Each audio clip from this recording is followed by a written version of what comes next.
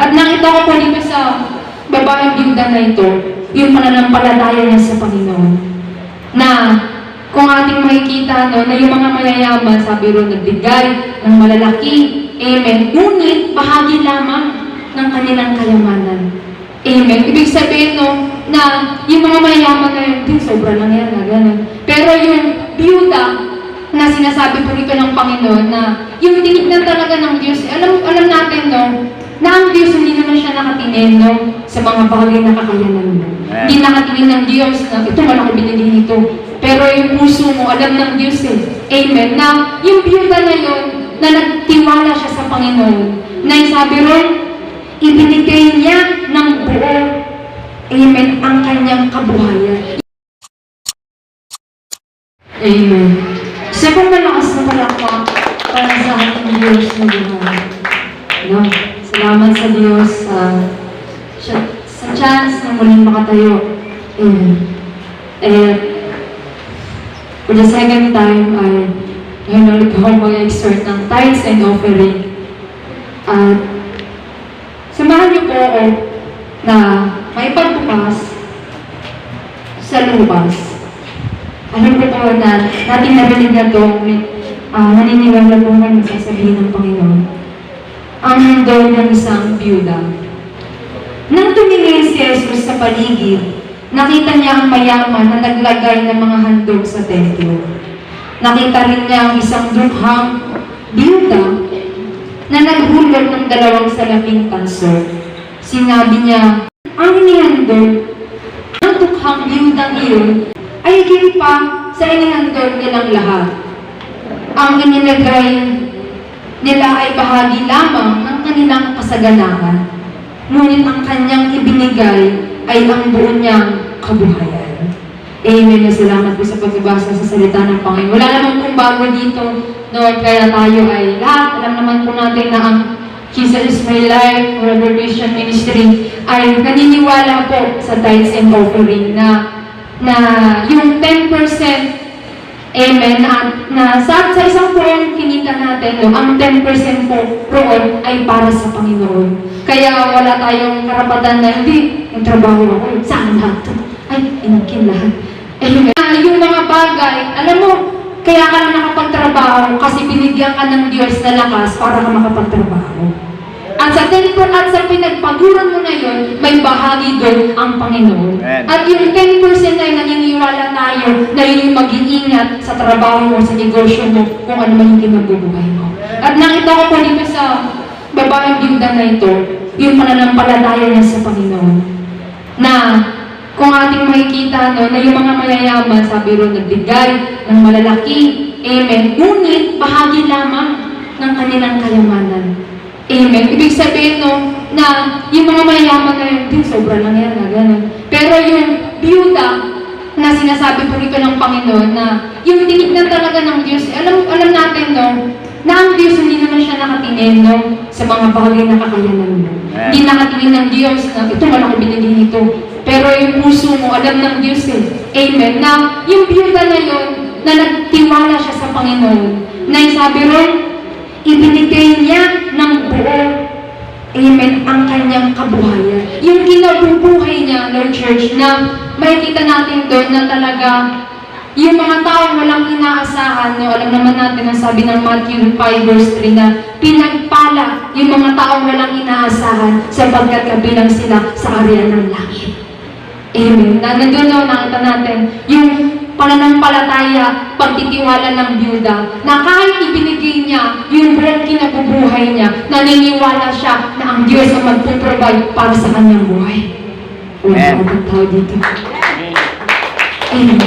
Naniniwala siya na bagamat wala na natira sa kanya, kasi yun na lang 2 kusing na nga lang daw. Gawa, halimbawa, kapag minsan naririnig mo yung pag-oras na pagbibigay, pakita mo sa bulsa mo, ganito mo lang ganito yung pera mo, mas malirinig, ibigin mo sa Panginoon yan. Amen. Ibigin mo, kasi naniniwala tayo na yung ano man yung binigay natin sa Panginoon, naniniwala tayo na kayang ibalik ng Panginoon yan 10 times pa. Amen. Naniniwala tayo, sabi niya sa awit 23 verse 1 na Sabi doon ni Haring David na ikaw ang aking pastor, hindi ako magkukulang. Hello?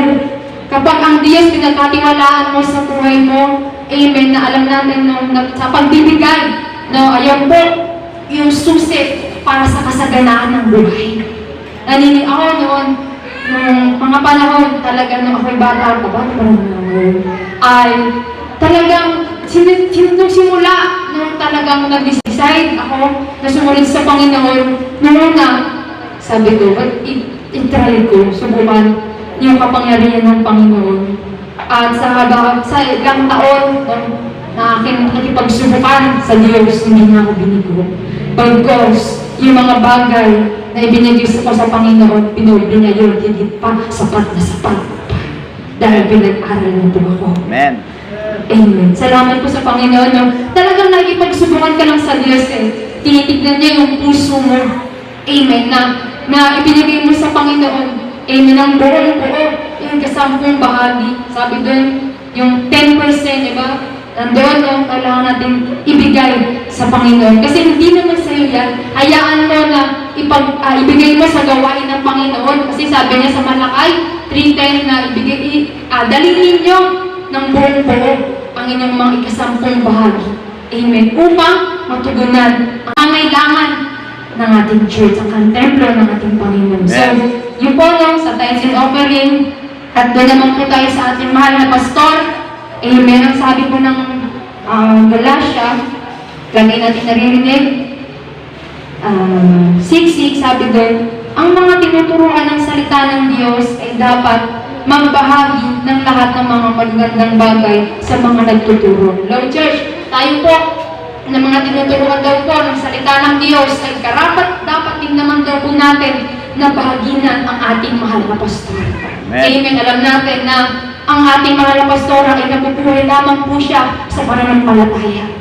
Nabubuhay lamang po siya ng Panginoon. Nang sinuko niya yung magandang trabaho niya, yung magandang buhay niya, yung negosyo niya, amen, para tayo, diba? May handle ng maayos, may pag-pray, Lord sa Panginoon, ilapit sa Panginoon. Kaya, no, bilang pasasalamat sa ating mahal na pastora, ay ating din siyang, ano man yung ating natatamasa, ano man ating natatanggap, ay ating siyang bahaginan. Yun po ang sabi ng Biblia. Kaya no, sabi rin naman sa Matthew 10:42 na sinimandal ko magbigay ng isang malamig na baso na tubig sa kanyang lingkod dahil siya'y lingkod ko ay tiyak na siya'y pagpapalaki. Amen. No, so po, no, nanayaan ko po na magbigay po tayo na din po dyan sa amen, sa mission, amen, at sa salo-salo po. Yun po, no, at dalangin po natin, no, naniniwala po tayo na lahat ng ating pananalapi na ating binigay ay hindi po yung masasayang. Amen. So, tayo po lahat ay naniniwala po ang magbigay sa Panginoon. Amen. Magbigay tayo sa Panginoon. Amen. Magbigay tayo sa Amen.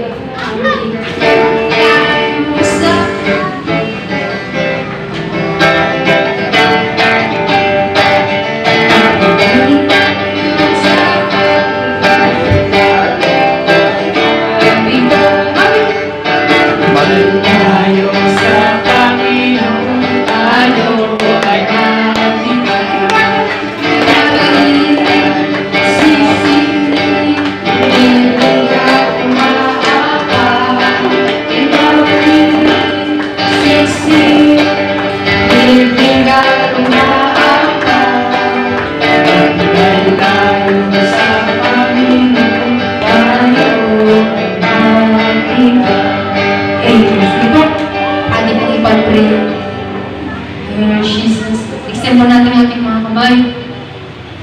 Panginoon Diyos, Ama ng makapangyarihan sa lahat. Patuloy po kami, Lord. Nagpapasalamat, Lord Jesus, sa mga pananalangin ito. Patuloy niyo po itong hawakan, Panginoon, Lord Jesus. At dalangin namin ang mga pananalangin ito ay magamit, Panginoon, sa iyong templo. Panginoon, pagpalain niyo po ang lahat ng mga nagbigay at pinagay po sa mga nagbigay at tuloy niyo po silang bigyan ng pagpapala sa mga susunod na panahon ay sa mga pagbigay, Panginoon. Salamat, Lord, mga kuha. Hindi po kami hayaang magutom, mawalan, mag-curse Panginoon. Ma, sinabi mo kami nakaparada sa iyong mga biyaya at pagpapala, Panginoon. At sa buong isang linggong ito, ang kasaganahan ay sasalubong sa aming mga buhay. Salamat sa ngalan ni Jesus. Amen.